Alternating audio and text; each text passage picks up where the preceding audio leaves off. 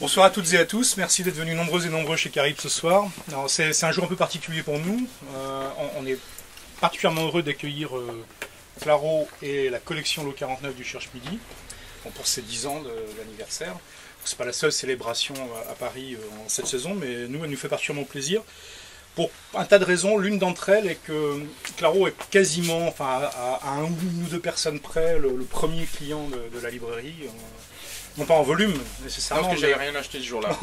mais en date, puisque je crois qu'on était ouvert depuis 3 jours, donc il y avait encore des masses d'étagères qui étaient vides, parce qu'on n'avait pas encore reçu toutes les commandes d'implantation. Et puis on a vu quelqu'un qui nous semblait qu'on reconnaissait... Attends, les commandes d'implantation, c'est des livres en fait. Oui, non, c'était pas du vin à cette époque-là. Et donc tu es rentré ce soir-là, et c'est vrai qu'il y avait trois collections qui t'ont immédiatement attiré, et qui sont particulièrement représentées chez Caribe en proportion, qui étaient Lot 49, Inculte et Actes Sud. Donc j'ai cru que vous alliez fermer en fait. Mais en fait, bon, pour l'instant on n'a pas fermé, ça fera bientôt 3 ans. Donc on est vraiment très content de pouvoir célébrer ce soir ces 10 ans. Donc une collection qu'on adore. Et donc je crois que tu avais quelques mots à dire en fait sur la naissance de cette collection. Voilà, oui, j'ai préparé un petit texte quand même pour situer la collection et ses conditions d'existence, parce qu'en fait il y a plein de rumeurs un peu fausses qui courent sur la création de Lot 49. Donc je trouvais que c'était bien de mettre les choses au point. Donc ça s'appelle la très véritable et néanmoins ahurissante naissance de la collection Lot 49. Donc ça commence par une citation qui est la citation officielle où on explique sérieusement d'où vient Lot 49. On ne découvre rien. Les livres sont là, ils vont et viennent dans les terres de leur discrétion, et il faut parfois des années avant que leur lueur parvienne à nos yeux trop habitués au faux soleil. Les voir pour ce qu'ils sont, des tentatives de bouleversement, entendre leur voix, qu'elle soit ténue, fracturée, ironique, c'est ce que nous nous efforçons de faire. Or le carrousel des séductions éphémères, plus à l'aise dans les travées que sur la scène, conscient qu'il se joue dans les marges d'une aventure plus centrale que celle qui confond mouvement et agitation. Bon, ça c'est bien joli, mais c'est l'histoire officielle. Rien que des mots ronflants et des déclarations d'intention. C'est sûrement sincère, mais le problème avec l'histoire littéraire, c'est qu'elle raffole des légendes, des chimères. Tout est déformé. Le vrai s'esquive au profit du faux, et les faits sont en permanence enjolivés. D'ailleurs, le mot même d'enjoliver sent l'arnaque. On le dirait tout droit sorti de l'atelier d'un garagiste, amène mes roublards. Du genre, et voilà, votre histoire littéraire est réparée, mais j'ai dû l'enjoliver un peu pour qu'elle roule à nouveau. Bref, on nous balade, on nous roule dans la farine, on nous fait croire que Gide a refusé Proust chez Gallimard parce qu'il est tombé sur le mot transvertébration et qu'il a pété un câble. Ce genre de truc difficile d'échapper aux déformations donc. Prenez la collection Lot 49. Vous avez peut-être déjà entendu le récit de sa création et du coup, vous avez fini par y croire. C'est un chouette récit et on le goberait presque. Je vous rappelle la version officielle, celle qui circule dans les médias et sur les autoroutes de l'internet. Un jour, lors d'un entretien donné au Nouvel Observateur, à la question suivante, y a-t-il un livre que vous rêveriez de traduire, j'aurais répondu le tunnel, The Tunnel, de William Gass. Et quelques temps après, un dénommé Arnaud Hofmarcher, un étranger, travaillant aux éditions du Cherche Midi, m'aurait contacté, après avoir lu le dit article, pour me dire qu'il était prêt à publier ce livre. Ensuite, de quoi on se serait rencontrés, on aurait discuté, et on aurait fini par imaginer une collection susceptible d'accueillir un tel livre, et c'est ainsi que Lot 49 serait né. Ben voyons. Ce serait un peu trop facile, non? Parce que, in real life, les choses sont différentes. Personne n'exauce vos souhaits. C'est la jungle, le téléphone sonne dans le vide, la concurrence est rude et les taux de retour faramineux. Les autres éditeurs cherchent à vous piquer vos auteurs, vous touchez 1% sur des ventes qui ressemblent au PNP de Zanzibar, et les titres des livres que vous publiez sont systématiquement mal orthographiés dans la presse, pardon Alain Nicolas. Alors il est temps de rétablir la vérité, même si elle n'est pas très avenante. Voici donc la très véritable et néanmoins ahurissante naissance de la collection Lot 49. Voici comment se sont passées vraiment les choses. S'il y a des personnes sensibles dans la salle, je leur conseille de se recroqueviller en elles-mêmes, tels des bulots dans leur coquille. Et s'il y a des bulots dans la salle, eh bien ils n'auront qu'à se boucher les oreilles, même si les bulots, d'après ce que j'en sais, sont dépourvus d'appareils auditifs. Encore que ça reste à prouver, je vous invite tous, la prochaine fois que vous rencontrerez un bulot, à lui murmurer quelques extraits du dernier livre de Finkielkraut. Vous verrez à sa réaction que le bulot est loin d'être sourd, il est même hypersensible, mais assez digressé, revenons au mouton noir de l'O49. Le 15 mai 2004, donc il y a exactement... Là j'essaie de voir si tout le monde... 10 ans. 10 ans. Alors que les meilleurs d'entre nous étaient en train de se faire broyer par la folie et la faim, hystériques, nus, errant au petit matin dans les rues nègres à la recherche d'une dose de colère, et comme il faisait une chaleur de 33 degrés, le boulevard Bourdon se trouvait absolument désert. Soudain, un hurlement traversa le ciel. Ce n'était pas la première fois, loin de là, mais celui-ci était très particulier.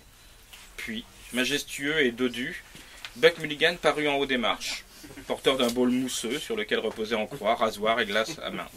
Or, bien des années plus tard, face au peloton d'exécution, le colonel Aureliano Buendia devait se rappeler ce lointain après-midi au cours duquel son père l'emmena faire connaissance avec la glace.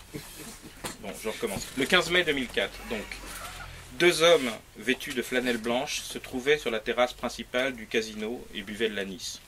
Ils avaient joué au tennis, puis au billard, et leurs raquettes, abritées de la pluie, leur cadre maintenu par des presses, celle du docteur triangulaire, l'autre rectangulaire, reposaient sur le parapet devant eux.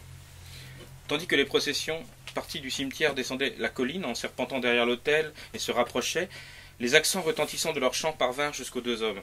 Ils se tournèrent pour regarder les pénitents, un peu tard pour qu'il ne reste d'eux que les lumières mélancoliques de leurs bougies, qui décrivaient des cercles au loin parmi les bottes de blé. Et le docteur Arturo Diaz-Vigil poussait la bouteille d'anis del Mono vers M. Jacques Laruelle, qui s'était entre-temps penché pour mieux voir. Bon, comme vous le voyez, c'est très difficile de raconter comment les choses se sont vraiment passées, surtout quand on a la tête encombrée par 1001 textes dont personne ne veut. Mais je vais faire une dernière tentative, parce que vous avez eu la gentillesse ou l'imprudence de venir très beaucoup, et que nous partageons, sinon l'amour inconditionnel et dévastateur de la littérature, du moins le goût pour les boissons toniques et les cacahuètes salées. Alors voilà, l'O49. Lumière de ma vie, feu de mes reins, mon péché, mon âme, l'eau 49. Le bout de la langue fait 4 petits pas le long du palais pour taper à 4 reprises contre les dents. L'eau 49. Le matin, elle était l'eau, simplement l'eau, avec son catalogue de 38 titres et son unique chaussette.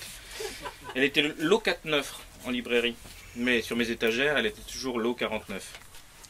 Je m'y prends mal, c'est clair. Pourquoi? Sans doute parce que, quand mon corps sur ton corps, lourd comme un cheval mort, ne sait plus s'il existe encore. Quand on a fait l'amour, comme d'autres font la guerre, quand c'est moi le soldat qui meurt et qui la perd, eh bien je me prends à rêver. Je me dis, ah, si je pouvais me réveiller à ses côtés. Si je savais où la trouver. Donnez-moi l'espoir. Prêtez-moi un soir, une nuit, juste pour elle et moi. Et demain, elle s'en ira, ma petite collection. Bon, le mieux, je crois, c'est de dire les choses telles qu'elles sont, et de rappeler que la littérature fait chanter les hommes, et s'agrandir le monde, qu'elle fait parfois souffrir tout le long d'une vie, qu'elle fait pleurer les femmes. Mathieu Arnaud suit, c'est bien. Qu'elle fait crier dans l'ombre, mais que le plus douloureux, c'est quand on en guérit. Et maintenant, essayons d'y voir un peu plus clair dans cette sombre histoire.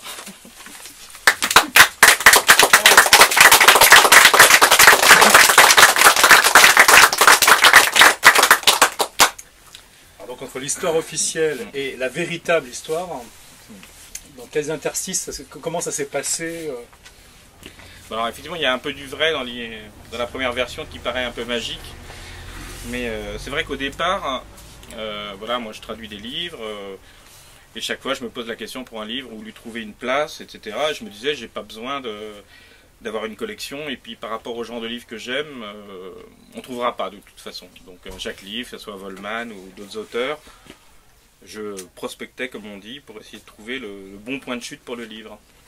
Et effectivement, quand il y a eu ce fameux bouquin, Le tunnel de William Gass, et que j'ai été contacté par Arnulf Marcher, il m'a dit on va le faire. Et forcément, vous vous posez une question, vous dites ok, on peut faire le livre, on l'aime tous les deux, on va le sortir. Est-ce qu'on va rendre un service à ce livre? Parce que le but, c'est pas juste de se faire plaisir, de toucher un peu de pognon en traduisant un livre et de le lancer comme ça dans la nature. Il faut se dire, est-ce qu'il est bien à cette place-là? Est-ce qu'on peut en parler? Alors c'était le Cherche Midi. Cherche Midi qui était un grand éditeur de littérature. Ils avaient quand même fait Pierre Dac, Pierre Desproges, Pierre Dac, sortir des proches. Donc moi j'ai dit à Arnaud, ça me paraît un peu bizarre, c'est comme si on sortait Ulysse chez Gallimard. Non, c'est pas ça. Enfin, bref. Et après, en discutant, voilà, on s'est aperçu qu'on avait des points communs. Chacun avait une espèce de backlist de romans américains. Et donc on s'est dit, bon, peut-être il faut d'abord imaginer une niche, comme disent les commerciaux qui savent à quoi servent les chiens, pour sortir ce livre-là. Donc en fait, on n'a pas du tout commencé par William Gass. On a commencé à imaginer d'autres titres, peut-être moins difficiles, etc.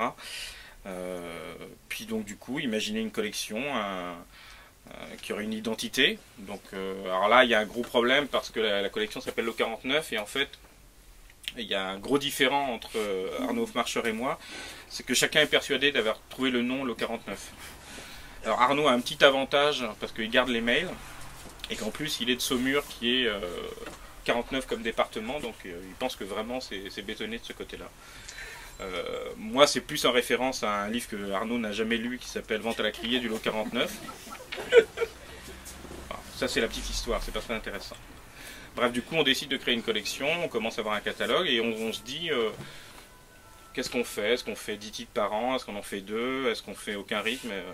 Et finalement on est tombé très vite d'accord sur l'idée de faire 4 titres par an, dans la mesure où on allait à chaque fois avoir des titres un peu compliqués, atypiques, et qu'on se voyait mal voir des représentants, des libraires, voir des critiques, enfin bref, des journalistes, et tous les mois leur dire on a un livre atypique. Parce que vous ne pouvez pas dire 12 fois par an on a un livre atypique, au bout d'un moment ça commence à être compliqué. Donc on est resté voilà, sur 4 titres par an en se disant c'est bien, on va bosser.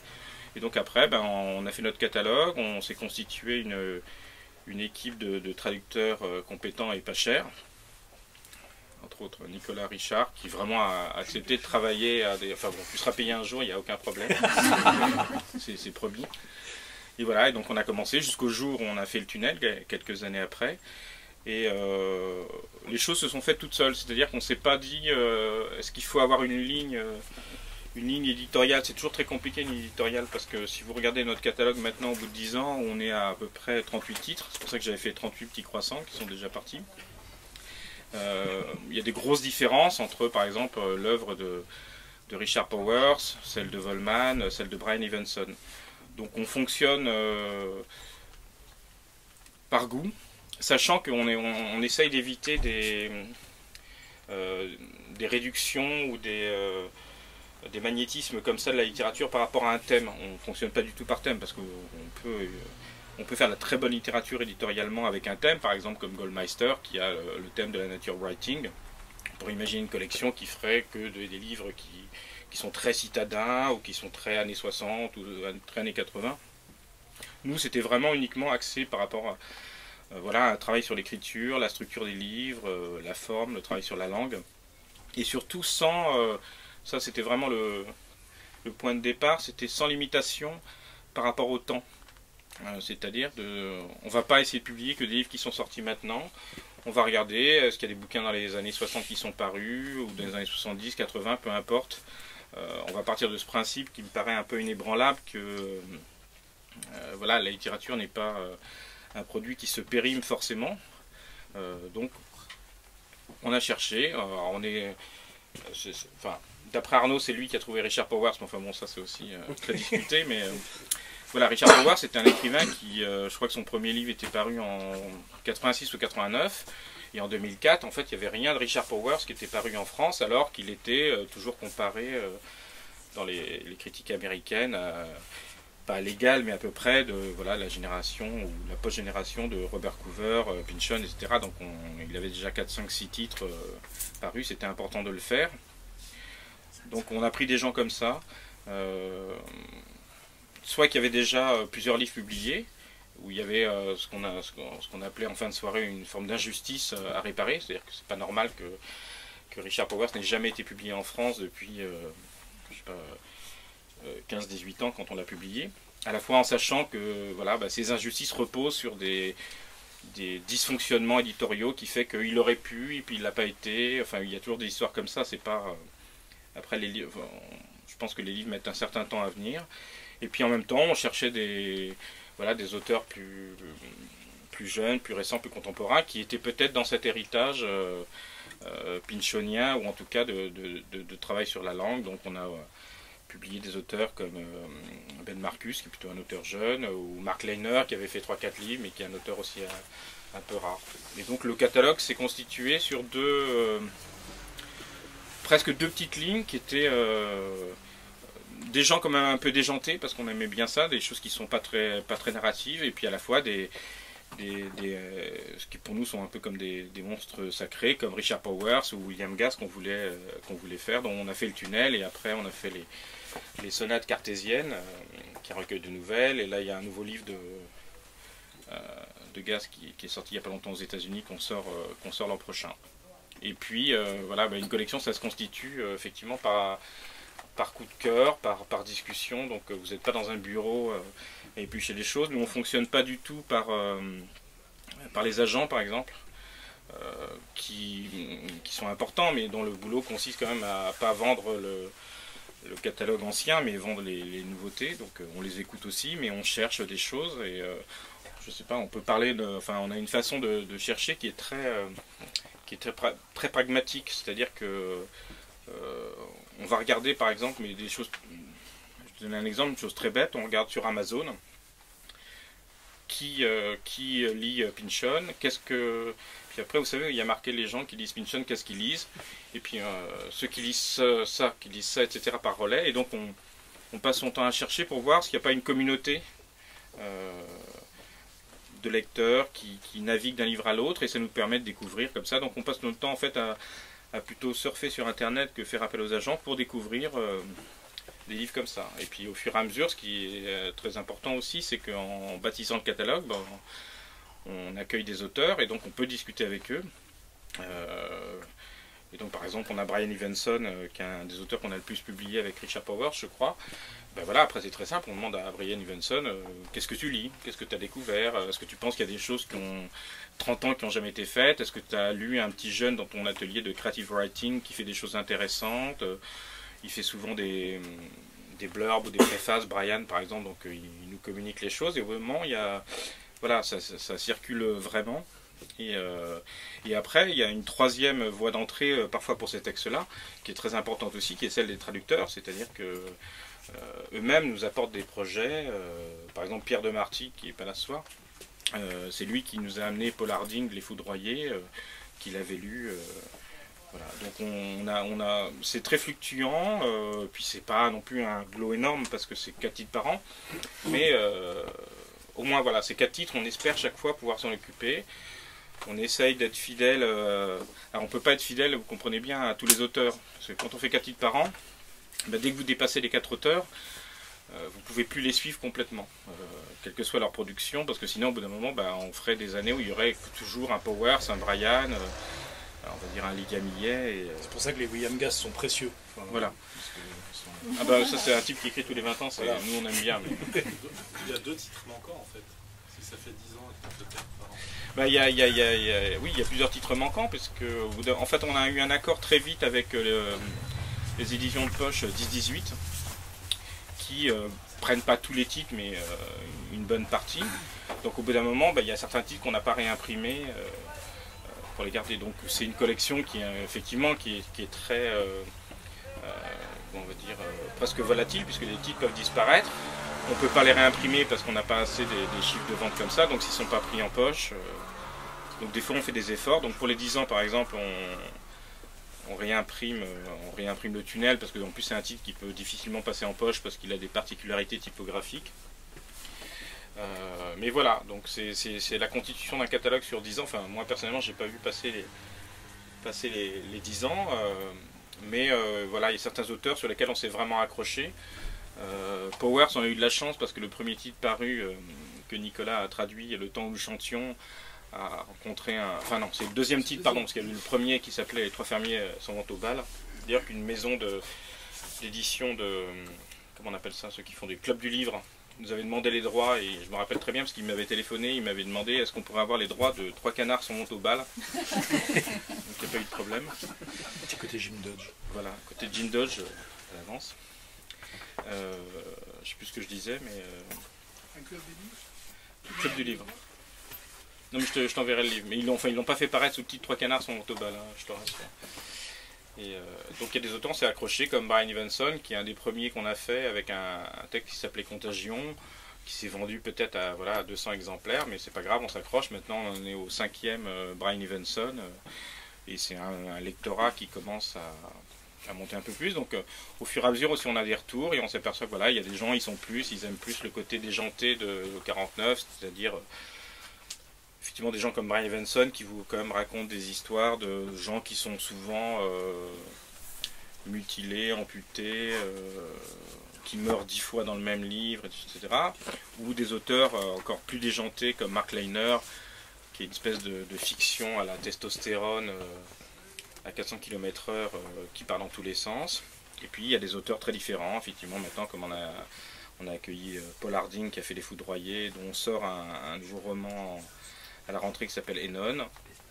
Et puis voilà, on a fait une espèce de sélection, donc ça nous permet d'accueillir par exemple un auteur comme Volman, qui est publié actuellement par Actes Sud, mais qui a toute une série littéraire différente, qui est une espèce d'histoire symbolique du continent nord-américain, qui était difficilement faisable en même temps que tous les romans de Volman qu'on faisait à Actes Sud, donc on a eu un accord avec eux pour pouvoir aussi le faire. On a Lydia Millet, qui est un auteur qu'on aime beaucoup, dont on fait la trilogie actuellement. Et après, voilà, il y a d'autres titres dont on va essayer de vous parler un petit peu. Il y a Zazen de Vanessa Veselka, qui était venue ici, on avait fait une soirée. Il y a Ben Marcus, qui est un auteur qui a fait un livre chez nous qui s'appelle Le silence selon Jeanne d'Arc, et qui en a fait un autre qui s'appelle L'alphabet de flamme assez récemment, qu'on n'a pas publié, mais voilà, parce que justement on peut pas non plus être fidèle. Ça, c'est un peu la contrepartie, c'est qu'on peut pas suivre un auteur complètement, sinon, comme je le disais au début, 4 titres par an, ça se bouscule. Donc notre but n'est pas de viser à l'exhaustivité, à une espèce non plus de fidélité aveugle, c'est d'essayer de proposer régulièrement certains auteurs qui reviennent, réguliers, et puis voilà, essayer d'avoir des découvertes, parce que on aime bien Richard Powers, on aime bien William Gass, mais on a envie de découvrir aussi, même si on ne découvre rien, le nouveau William Gass, le nouveau Powers des années à venir, des choses comme ça. Après, il y a des cas encore différents, comme Omega Mineur, on en parlera. En ayant eu ce noyau d'auteurs, quand même, justement, qui ont une production régulière, qui ne sont pas William Gass ou justement Paul Verhoeven, et qui sont des gens qui produisent assez régulièrement, est-ce que vous n'avez pas été tenté, en vous appuyant sur cela, de passer à, je ne sais pas, 6, 7 par an, ou est-ce que ça changeait complètement la façon de fonctionner? Ce que je disais, c'est vraiment difficile, parce que c'est des livres qui ont besoin d'un suivi permanent, c'est-à-dire de pouvoir les préparer. Il y a souvent un gros travail aussi de fabrication, de mise en page, parce que certains livres sont atypiques. Et je pense qu'au-delà de 4 livres par an, enfin, on se heurterait à un paradoxe, quoi. Ce que je disais, de dire chaque fois on a un truc atypique, etc. Enfin, ça devient très compliqué. 4 titres, on peut vraiment bien les accompagner en espérant qu'il y en ait au moins un qui s'en sorte un peu mieux que les autres, et qui puisse un peu les tractopéler, ça se dit. C'est joli en plus. Voilà. Mais effectivement, on pourrait en faire 10 autres, parce que le problème, c'est quand on a créé la collection, c'est de se dire, est-ce qu'il y a vraiment besoin d'une collection de littérature américaine? Est-ce qu'on n'en publie pas assez, vu qu'il y a quand même énormément, comme vous le savez, de livres de littérature américaine. Mais voilà, on s'est dit que peut-être c'était bien, enfin bon, nous on aimait tous ces auteurs, on s'apercevait qu'ils n'étaient pas là, et que peut-être il y avait une image des fois qui était trop stéréotypée de la littérature américaine, parce qu'elle est justement tirée vers des thèmes, donc c'est, je ne vais pas redire toujours les mêmes choses, mais c'est voilà, la littérature américaine des grands espaces, les chevaux, etc. La pêche à la truite, la bouteille de whisky dans le torrent, les cuites au coin du feu, et puis d'un côté il y avait cette littérature américaine qui était aussi mise plus dans les années 80 en avant, sur une vie citadine un peu débridée, des lignes de coque autour d'une piscine, enfin bon, c'est bien joli, mais des traders psychopathes. Chaque fois le thème a tendance à gommer les spécificités, les singularités de chaque livre. Donc nous, il n'y avait pas d'identification par rapport à on va dire une thématique. Voilà, donc c'est pour ça qu'on préférait faire que 4 titres par an, mais qui se font comme ça, hein, qui pas, on essayait un peu de panacher, de ne pas mettre 4 bouquins de 1000 pages la même année quand même, parce que même si les journalistes adorent ça, c'est un peu compliqué. Je prends un exemple mais sur un des plus gros auteurs en nombre de livres en fait, hein, de la collection. Comment s'est produit la rencontre avec un Brian Evenson, qui est quand même quelqu'un de très particulier, et qui était rigoureusement inconnu en France. Enfin, donc, Alors Brian Evenson, je crois que c'est une jeune éditrice qui m'en avait parlé il y a longtemps, et j'avais lu ses bouquins, et puis voilà, après j'ai pas fait attention, et quand la collection s'est créée, moi je les ai relus, et je me suis dit, il y a vraiment quelque chose de... Bon, c'est un univers très noir, Brian Evenson, mais qui à la fois si on pense que l'amputation est drôle, on peut trouver ça drôle. Et surtout, voilà, c'est quelqu'un qui avait déjà peut-être 4-5 livres.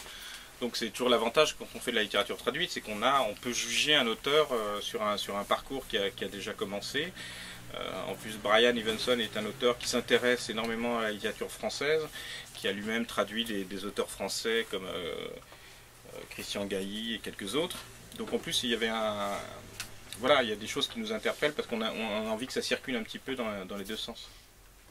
Alors juste par curiosité, parce qu'on pense qu'Evenson est un des auteurs très importants, puis c'est un auteur qu'on aime beaucoup dans cette librairie, comme les autres, mais qu'est-ce qui a fait, ou est-ce que c'est totalement anecdotique, que La Langue d'Altman, qui était son premier, en fait, soit venue finalement tout récemment dans le... Ben ça, c'est un problème que rencontrent tous les gens qui publient la littérature étrangère, c'est on veut faire découvrir un auteur, par quoi on commence?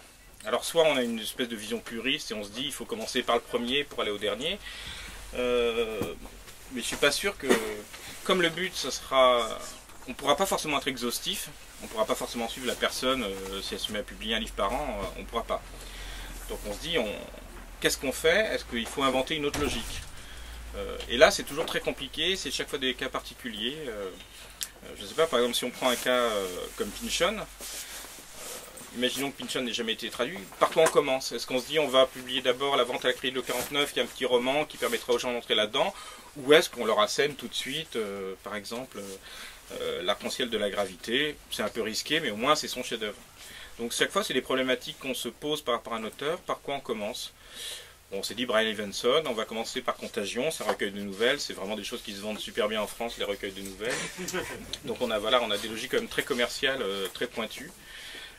Mais blague à part, c'est chaque fois une question qu'on se pose. On s'est dit, voilà, c'est quoi le point d'entrée qui peut être le bon? En sachant quand même que finalement il n'y a pas de bon point d'entrée. Quand vous publiez un roman de Brian Evenson que personne ne connaît, de toute façon il n'y a pas de... Voilà, c'est quelqu'un de complètement inconnu, donc il y a un travail qui va être fait. Et moi je pars du principe que c'est pas sur un livre que ça va être fait, ça va être sur 2, sur 3 livres, ça mettra peut-être 5-6 ans. Après il faut un peu s'accrocher parce que après si vous abandonnez la partie, bah, c'est foutu. Enfin, c'est très difficile de faire revenir un auteur qui a été comme ça un peu, qui a essuyé les plâtres.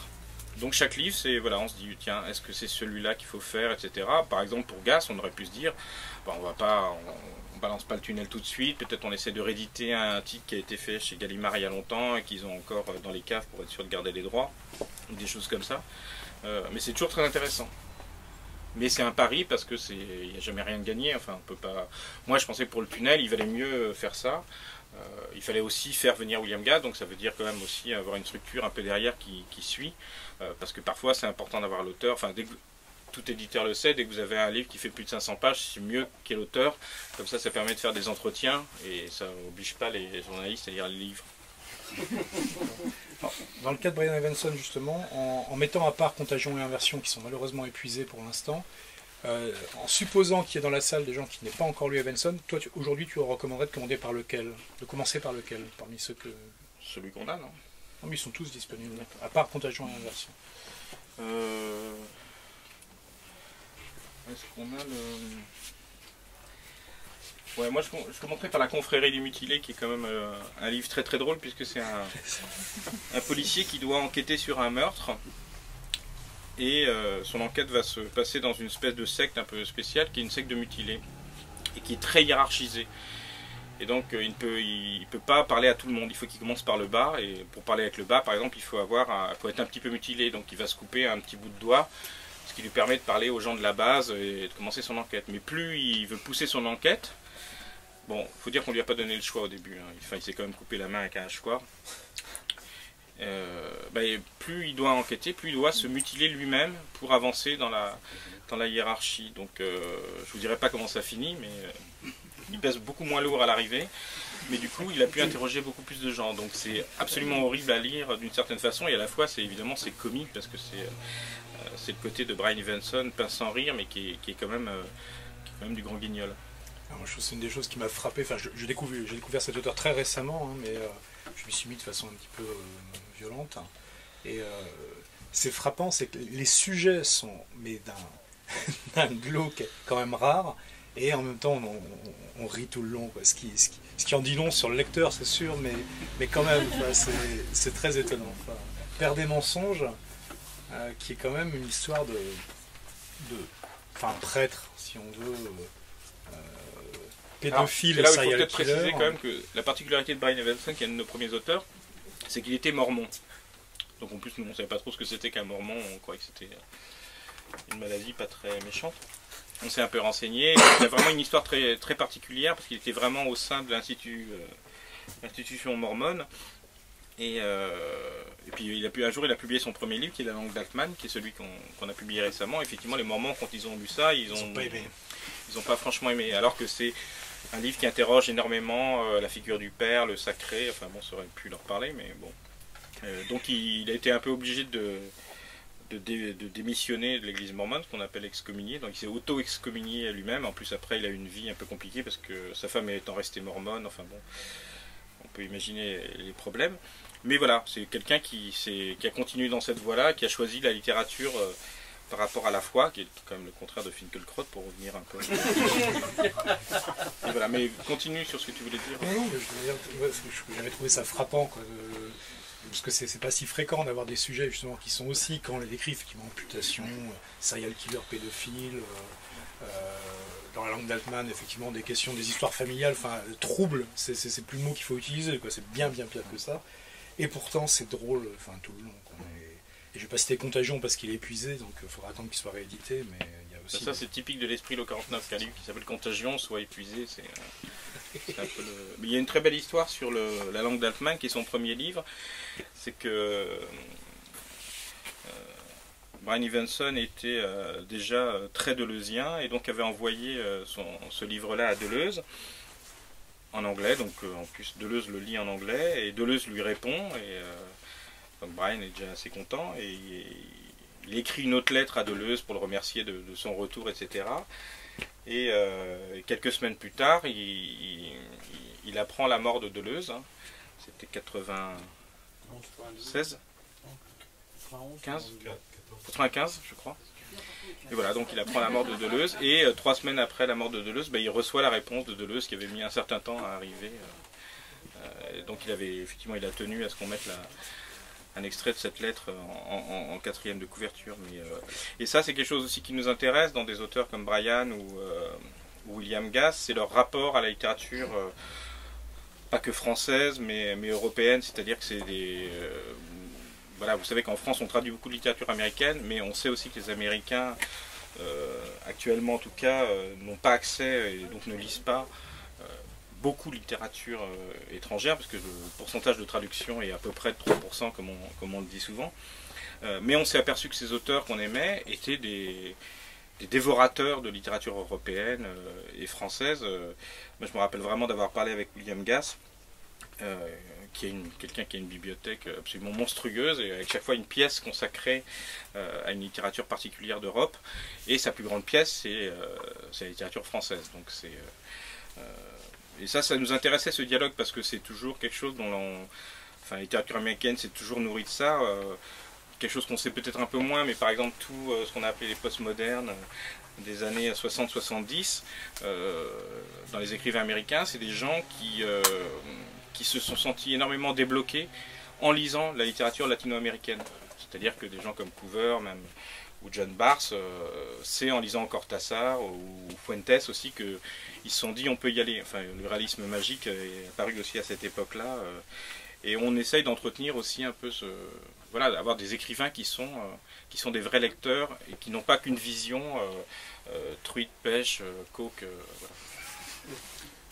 Oui, pour prendre un des auteurs qui est probablement un des plus connus, mais qui chez l'O 49 est mineur, mais je pense qu'il est important, comme tu l'as mentionné tout à l'heure, dans l'esprit l'O 49, qui est Volman, de revenir sur ça, parce que c'est un auteur qui était déjà publié, qui existait, qui était déjà dessus.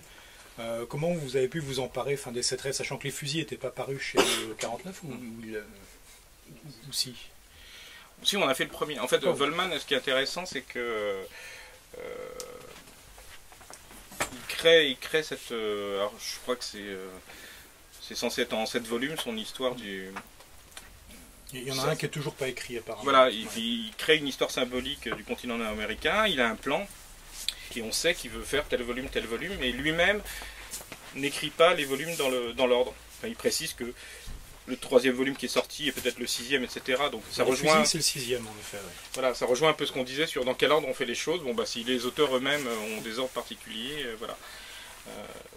C'est un peu compliqué parce que Volman, moins de 800 pages, il a du mal à savoir ce que ça veut dire. Donc on a encore d'autres volumes à faire dans cette série, mais qui sont complètement atypiques. Et c'est intéressant que ça soit rassemblé sous la même maison d'édition parce que déjà Actes Sud a au moins, je sais pas, on a encore 10 livres à faire chez Actes Sud de Volman si on continue. Et là, c'est quand même une entreprise qui est très particulière parce que chaque fois, il raconte un moment très important de la fondation de l'Amérique par des rencontres. Donc, on a fait les fusils, la tunique de glace, The Ice Shirt. Alors, The Ice Shirt, c'est l'arrivée des Vikings via le détroit de Bering, etc. Et Volman a une façon de raconter ça qui est complètement particulière, parce que c'est pas des romans historiques. Il se met lui-même en scène, il se met lui-même enquêtant sur son propre sujet, donc il y a une mise en abîme assez intéressante. Il y a d'autres volumes qui sont sur les Indiens, il y a plein de choses à apparaître, donc c'est un auteur qu'on essaye de suivre, mais en plus il n'y a même plus qu'Actes Sud, parce qu'il y a aussi Tristram qui a publié des livres de Volman. Et ça c'est bien aussi que quand il y a des auteurs un peu ambitieux, je trouve ça très bien qu'il y ait plusieurs éditeurs qui s'y collent, qui s'y mettent, qui travaillent la chose, parce que sinon on n'arrive pas. Mais ça a été très long avant que Volman sorte en lot 49, il est sorti en Actes Sud, avant il est sorti chez Bourgois. C'est des auteurs qui ont un parcours éditorial des fois un peu chaotique, pour ne pas dire chaotique, et c'est vrai qu'il faut s'accrocher. Parce que l'idée c'est toujours de se dire, c'est pas en un livre ou même en 2 ou en 3 qu'on peut imposer. Et imposer, c'est pas non plus se dire, voilà, on va en vendre 20 000, 30 000 exemplaires. C'est pour ça que l'O 49, on essaye d'avoir une économie qui est très... c'est-à-dire qu'on ne fait jamais d'enchères, par exemple. On n'est pas, quand un bouquin commence à monter, à être trop cher, on cherche pas à le suivre. On essaye de sécuriser les achats par justement des préemptions d'achat de droits pour les poches avec 10-18, d'avoir des aides du CNL qui sont très importantes sur la traduction et qui fait que quand on sort le livre, voilà, on a un seuil d'amortissement qui est pas très très éloigné, et on sait qu'on peut continuer un auteur qui se vendra peut-être à 200 au début et puis peut-être à 2000 exemplaires au bout de 4-5 ans, mais on peut le suivre. Parce que le pire, ça serait de le faire juste pour la gloire et le fun et de le couler en 2 parutions, et puis après tout le monde arrête parce qu'on dit on perd trop d'argent. Donc c'est mieux d'avoir une économie comme ça qui est très pondérée et qui permet de suivre, et puis on ne sait jamais qui va marcher, mais notre but n'est pas voilà, qu'un jour ça explose, même si peut-être que si l'Olivier publiait Richard Powers, il arriverait par d'autres moyens à en vendre 2 fois plus. Mais comme on n'est pas du tout dans cette optique-là, voilà, on travaille différemment. Je dirais juste un mot sur la tunique de glace, parce que c'est assez impressionnant par rapport à ce qu'on connaît effectivement de Volman, de toute son écriture, notamment San Francisco. On est vraiment dans un autre domaine. Le type, c'est quand même... Alors il y a Pierre qui est arrivé, c'est lui, monsieur qui a traduit ça. Le Marty, le Volman, c'est quand même paluché les 7 ou les 8 grandes sagas norvégiennes, islandaises et danoises en fait, qui existent et qui racontent l'histoire des Vikings, depuis leur ancrage territorial jusqu'en effet à leur conquête de l'Islande, du Groenland et du fameux Vinland, donc en gros le Labrador, en tout cas l'arrivée en Amérique du Nord. Et il a tout ce matériau qu'il maîtrise parfaitement, et où il se met, comme le disait Claro, en narrateur, homérique, parce il a une mauvaise vue, et donc il a une mauvaise vue qui est aussi métaphorique, c'est-à-dire qu'il nous avoue qu'il va un peu travestir les choses, hein, pour les organiser autour de sa propre mythologie, enfin, et il crée une mythologie de l'arrivée de l'acier et de la méchanceté européenne sur cet espace vierge en fait d'Amérique du Nord, un peu comme le péché originel de l'Amérique du Nord. Et c'est incroyable parce que ça a le ton et le souffle de saga nordique, sauf que c'est écrit de façon tout à fait contemporaine, enfin, et ça dégage une poésie incroyable. Enfin, c'est du très très grand livre, quoi. Enfin, oui, puis voilà, il se met toujours en expérience dedans, parce qu'il est allé lui-même vivre quelques semaines au vrai pôle Nord, je sais plus si on dit géographique, magnétique, enfin en tout cas je me rappelle très bien, il m'avait dit Christophe ne te branle jamais au pôle Nord. Donc voilà, c'est vraiment quelqu'un qui est allé sur place, qui a fait des expériences, qui sait qu'il y a des choses qu'il ne faut pas faire là-bas, qui peuvent être dangereuses avec la température. Ça, il le fait vivre à son héros narrateur des fusils, donc qui est normalement le tome 6 hein, des rêves, et qui a été le premier disponible en français. Et dans les fusils, on a un type qui est un Américain, qui se prend d'amour pour le Grand Nord, enfin, et donc pour l'Arctique, et puis qui va partir dans une espèce de... Ouais, est-ce que c'est un délire? On ne sait pas, mais en tout cas dans une quête assez bizarre, où il va aller au Canada, il va se maquiller avec une Inuit déportée, parce que le gouvernement canadien dans les années 70 a déporté des milliers d'Inuits pour les ramener à la civilisation. Et donc ensuite, son histoire se mêle peu à peu, au fil des pages, avec celle de l'expédition Franklin, qui est une expédition enfin, extrêmement célèbre, sur laquelle il y a eu énormément de livres, soit des essais, soit des romans, notamment un de Dan Simmons, enfin, que moi j'aime pas, mais plein de gens l'aiment. Je vous passe les détails, qui s'appelait Terreur. Et dans les fusils, cette expédition Franklin, donc à la recherche du passage du Nord-Ouest, donc se perd dans les glaces en fait, et finit par disparaître. Et après on retrouvera, mais des siècles plus tard, des bouts en fait de l'expédition Franklin. Et le Captain Sub-Zero, donc le héros, se mêle complètement en fait à ça. Et il raconte effectivement à un moment comment il va en terre de Baffin, donc tout proche du pôle Nord magnétique, dans une station abandonnée par la marine américaine, et puis où il passe seul un truc. Et ça, c'est vraiment quelque chose que Volman a fait, et ça sonne comme du vécu très très curieux quoi, dans cette histoire d'expédition du 19e, enfin du début du 19e. Et on est en même temps dans le très contemporain, dans ce qui est devenu le Grand Nord Arctique, l'enjeu que ça représente pour l'Amérique du Nord, parce que c'est un peu la moitié du territoire en réalité, même si on s'en rend pas toujours compte. En tout cas, c'est un livre magnifique. Moi, ça a été mon premier contact avec Volman, et depuis, j'aime. Enfin, voilà. Est-ce que tu veux nous dire un mot de Mark Lehner, Exécution? Alors, Mark Lehner, c'est un auteur qui, voilà, la particularité, c'est d'avoir une prose qui est dopée à plein d'autres langages, à des langages techniques.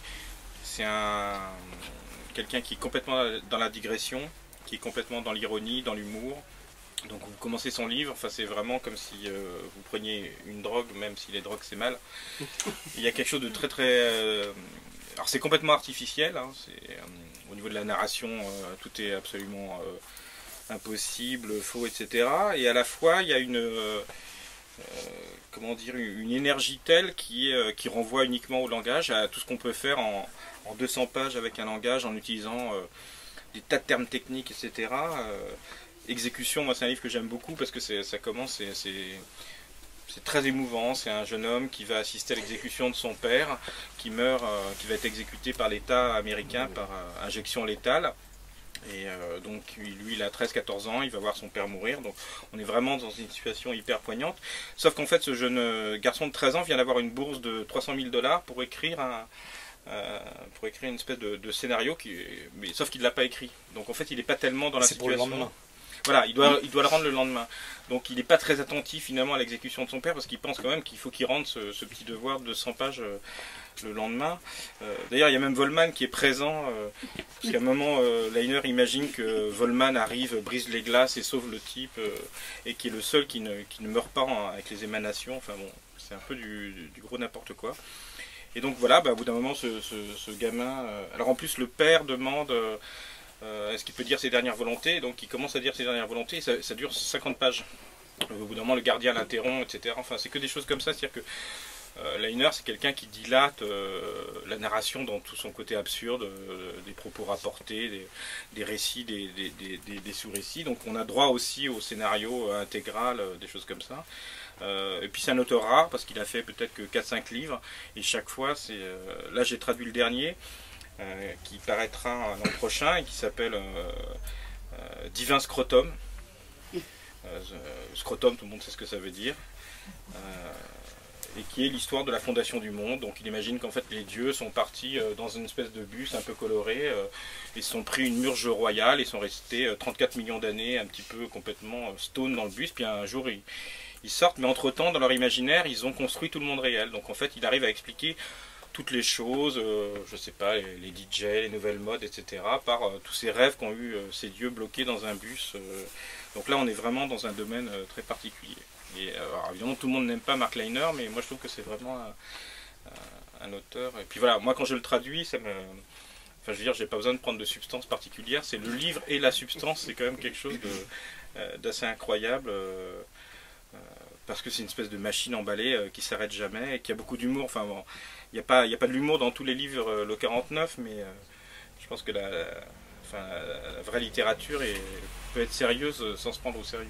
Je trouve qu'il est vraiment énorme, en particulier dans l'exécution. Enfin, pour inventer un élément qu'il lui faut pour sa narration emballée, cet élément-là, il va ensuite le détailler sa raison d'être sur 3 ou 4 pages, et alors que ça pourrait être très fastidieux, c'est soi-même extrêmement drôle, cette façon d'expliquer la législation spéciale du New Jersey qui fait que quand on a échappé par accident à l'injection létale, on n'est pas vraiment gracié en fait. On a une législation spéciale qui fait qu'ensuite donc, le père du narrateur peut être exécuté à n'importe quel moment dans les 10 années qui viennent par tirage au sort.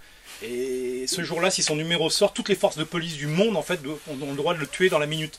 Et donc c'est une sorte d'épée de Damoclès format impensable qui est là, mais bon après il n'est pas mort, c'est quand même déjà cool quoi. Et après, à un moment, il a besoin d'inventer un jeu, mais enfin un sport. Il invente ce sport, donc d'où le titre original d'ailleurs en anglais, que j'essaierai pas de prononcer parce qu'il y a un mot que je sais bien capable de prononcer, Tethers ou un truc comme ça. C'est le Spiroball. Voilà, le Spiroball. Et donc ce sport du Spiroball expliquait les fédérations, les équipes nationales, et pourquoi c'est des petits atolls du Pacifique Sud qui sont les grands champions. Tout ça est assez mystérieux comme ça dit, mais c'est super bien expliqué. Oui, et puis de fil en aiguille, on arrive sur un singe, un bonobo qui se met à taper à la machine à écrire et qui écrit 4-5 bouquins comme ça, et qui signe ça avec des noms papous absolument aberrants. Et en fait, quand on prend les noms papous et on change les lettres dans un autre sens, on crée d'autres noms et ça donne David Foster Wallace, Thomas Pynchon, etc. Donc en fait, voilà. Et après, ce singe a plein de problèmes de procès parce que c'est lui qui a écrit tous les grands chefs-d'œuvre de la littérature américaine. Voilà. Mais tout est expliqué et on y croit de A à Z. C'est parfaitement clair.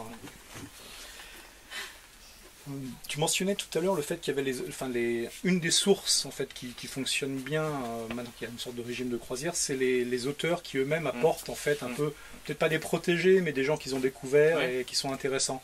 C'est quoi les derniers exemples en fait dans ce domaine, s'ils sont là? Après, il y a un effet de catalogue, c'est-à-dire que on n'a pas énormément de titres, mais dedans on a quand même voilà, des gens comme Powers et William Gass. Donc après, quand on contacte un auteur, tu me démentiras Pierre, mais je pense que Paul Harding, par exemple, quand il a vu le catalogue le 49 et qu'il a vu qu'il y avait certains auteurs, même s'il avait peut-être eu des offres plus alléchantes, en tout cas, lui, il était très honoré d'être là-dedans parce qu'il voit une cohérence. Même si, comme on a essayé un peu de le montrer, il n'y a pas forcément de cohérence stylistique ou thématique sur tous les livres, mais il y a, c'est une littérature qui leur tient à cœur dans les jeunes générations. Donc, si on leur dit qu'ils sont publiés dans la même maison, même collection que William Gass, ça les met en confiance. Ils savent. Donc voilà, il y a des choses comme ça. Je sais pas qu'est-ce qu'on a comme auteur, comme autre. J'ai enlevé le Dan Simmons. Oui, je peux le poser ça. Mais non, puis voilà, il me semble que c'est Ben Marcus qui m'avait, c'est Brian Evenson qui m'avait orienté vers Ben Marcus. Mais en plus, nous on prend pas de notes, donc au bout d'un moment c'est une espèce de bouillonnement de gens qui nous parlent. Il y a eu Jim Dodge Par exemple, on s'est intéressé à Jim Dodge parce que c'est un des rares livres, il n'y en a pas non plus 50 000, que Pynchon a accepté de préfacer. Donc forcément, notre intérêt nous pousse à regarder un peu. Ça ne veut pas dire qu'on va faire tous les livres que Pynchon a préfacés ou pour lesquels il a fait un blurb, mais quand on tombe sur Stone Junction, qui est incroyable, une espèce de, justement, de Harry Potter Pynchonien comme ça, qui est incroyable, et en plus qui peut être suivi par d'autres éditeurs, puisque Nicolas, qui l'avait traduit pour nous, a traduit après un autre... Jim Dodge pour un autre éditeur, Cambourakis, c'est ça? Non, en fait, c'était Cambourakis l'a ressorti. Non, toi tu as fait la postface. Voilà. Mais en fait, le livre était déjà sorti une quinzaine d'années auparavant, et donc juste... Voilà. Et après, ils en ont fait un autre de lui d'ailleurs, ouais. Sur l'espèce de prêtre fou en voiture. Notre Felloway. Notre Felloway. Et donc, enfin voilà, pour conclure plus ou moins, le dernier paru est un livre que j'aime beaucoup, qui s'appelle L'univers de carton, d'un auteur qui s'appelle Christopher Miller, qui avait été publié une première fois par les éditions du Seuil, qui s'appelait Variations en fou majeur, et donc voilà, son deuxième livre sort, et il fait un bouquin qui est complètement assez incroyable, il imagine un auteur de science-fiction, qui s'appelle Phébus Dank, qui est une espèce de double complètement raté de Philippe K. Dick. Et tout le livre est comme une encyclopédie, un dictionnaire de cet auteur. Donc tous ses livres sont répertoriés, toutes ses manies, tous les moments de sa vie, sa biographie. Et le livre est commenté par deux types. Un type qu'il adore, qui est un fan absolu, qui veut faire sa thèse sur lui, etc., qui le suit toute sa vie. Et un autre qui le fréquente également, mais qui a conscience quand même que cet auteur, Phébus Dank, est le pire auteur au monde. C'est-à-dire que c'est vraiment un auteur, il publie peut-être, je sais pas, 300 livres, il écrit sur tout, il s'inspire de n'importe quel fait divers de sa vie. Par exemple, son premier livre de science-fiction que Phébus Dank écrit quand il est jeune, comme c'est son premier livre de science-fiction, il écrit au temps du futur, en se disant que c'est normal. Parce que voilà, ça se passe dans le futur, donc il écrit comme ça. Donc c'est vraiment l'auteur le plus bête au monde. Et donc c'est une espèce de farce incroyable, mais à la fois qui dit des choses, mais complètement vraies sur la littérature, puisqu'on a la même œuvre commentée par deux types, qui en plus s'assassinent via note de bas de page, avec l'admiration absolue qui fait que il nous raconte les choses en nous expliquant que c'est merveilleux. On sent bien quand même que c'est complètement crétin ce qu'il est en train de lire. Et l'autre qui finalement trouve ça un peu débile ce qu'il écrit, mais a fréquenté l'homme et a été vraiment son ami. Donc il y a vraiment un... Et bon, en plus, il l'a sûrement assassiné, donc ça c'est en plus le problème du livre. Mais c'est vraiment très très drôle parce que les deux critiques... Et c'est un livre qui, mine de rien, il dialogue avec plein de choses. Il dialogue avec des œuvres de Nabokov, il dialogue aussi avec l'histoire de Samuel Johnson et de Boswell. Enfin bon, c'est des... Je pense que c'est ça qu'on aime en général dans tous les livres de l'O49, c'est quand des auteurs ils font plein de choses à la fois. Ils peuvent faire quelque chose qui a l'air très triste ou qui a l'air complètement jovial, débridé, mais de toute façon on sent bien qu'ils ont toujours plein de projets et que leurs livres, c'est pas pour reprendre le titre du bouquin d'Adam Tyrwell, mais ce sont des livres multiples qui essayent plein de choses, qui font plein de choses et qui font que voilà, les lecteurs quand ils lisent, je pense qu'ils ont une expérience qui est un peu feuilletée comme ça et diversifiée. Voilà, est-ce que vous avez des questions? Sinon on va se diriger vers la suite du cocktail, parce qu'en fait il y a une partie qui a déjà été entamée, notamment les 38 et les 49 madeleines en fait, et croissants qui ont disparu, parce qu'elles étaient là pourtant au début, on les a vues, enfin les premiers arrivés les ont vues. Donc voilà, donc sinon n'hésitez pas ensuite à poser des questions individuellement à Claro, aux traducteurs aussi qui ont été à l'œuvre là, dont plusieurs sont présents ce soir. Donc, de Marty-Carré, il y a Nicolas Richard qui est là-bas, enfin, il y a peut-être d'autres. Mais ne leur parlez pas de salaire parce que c'est vraiment des choses qui sont un peu pénibles pour eux.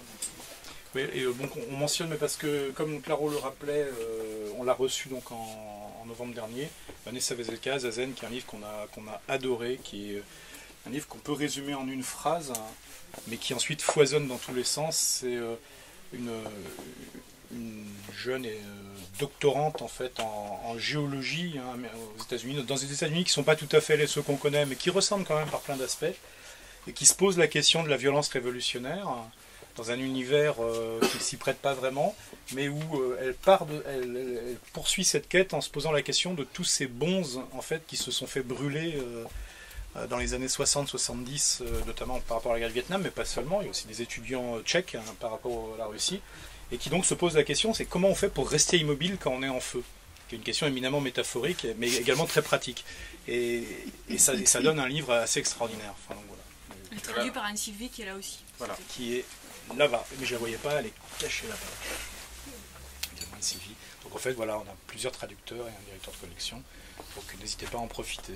Et donc l'autre directeur de collection, vous avez compris, qui s'appelle Arnaud Marcher, en fait, son existence est très sujette à caution. Voilà. Certains prétendent l'avoir vu, d'autres non, on ne sait pas. Mais... On a fait un photomontage pour l'affiche, hein. Enfin, soyons clairs. Hein. L'authenticité n'est absolument pas garantie. Voilà, ben, merci à toutes, merci Claro de cette...